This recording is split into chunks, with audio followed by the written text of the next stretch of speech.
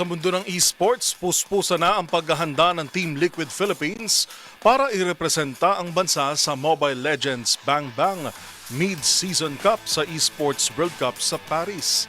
Pero bago ang pagsabak ng kupunan, silipin muna natin ang eksklusibong kwentuhan sa team kasama si Matchpoint Mili Borja.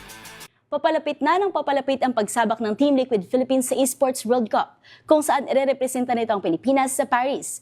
Kaya naman ating kinumusta ang preparasyon ng team dito mismo sa kanilang bootcamp. Nakatutok na ang Team Liquid Philippines sa pagsabak nito sa Mobile Legends Bang Bang Mid-Season Cup sa Esports World Cup 2026 na gaganapin sa Paris, France.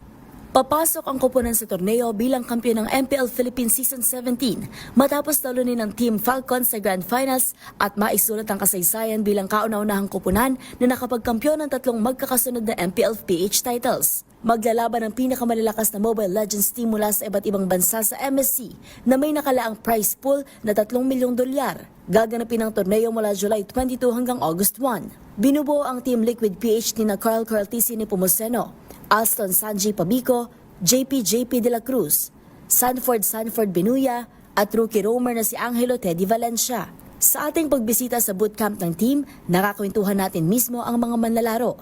Ayon kay Sanford, agad silang bumalik sa ensayo matapos ang maikling pahinga upang paghandaan ng mas matinding kompetisyon sa international stage. Aniya, gagamitin nila ang mga natutunan mula sa nakaraang MPL season sa kanilang paghahanda dahil mas malalakas sa mga makakalaban sa Esports World Cup. Lahat po ng mga lessons na nakuha namin from the past season, siguro ipuput together lang po namin sa mga practices namin para pagdating po na EWC ready po talaga kami kasi hindi rin po talaga biro yung mga makakalaban since international and mas high stakes yung mga games po. Samantala, inamin naman ni Teddy na hindi niya inaasahang makalalaro agad sa Esports World Cup sa kanyang rookie season at dadalhin niya ang mga natutunan mula sa MPL sa international tournament.